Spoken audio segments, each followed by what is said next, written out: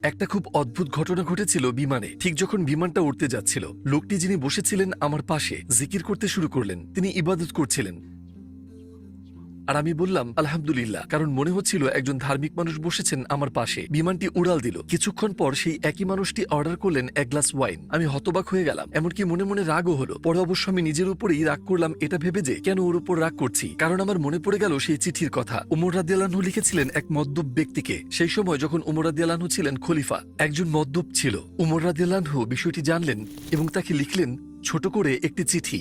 তিনি লিখলেন, পাপ ক্ষমাকারী, তাওবা গ্রহণকারী, শাস্তিতে কঠোর, অনুগ্রহে পরিপূর্ণ, শুধু তিনিই একমাত্র মালিক, তিনি ছাড়া আর কোনো উপাস্য নেই, তার কাছে একদিন আমাদেরকে ফিরে যেতে হবে। তিনি শুধু লিখলেন এই কোরআনের আয়াত আর পাঠিয়ে দিলেন চিঠিটি।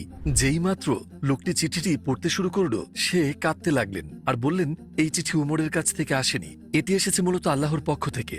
তিনি ডাকছেন আমাকে, তিনি বলছেন তিনি আমাকে ক্ষমা করবেন। আর এভাবেই সেই মদ্যপ ব্যক্তিটির বোধোদয় হলো। সেই চিঠিটি আসলে উমর রাদিয়াল্লাহু আনহুর কাছ থেকে আসেনি।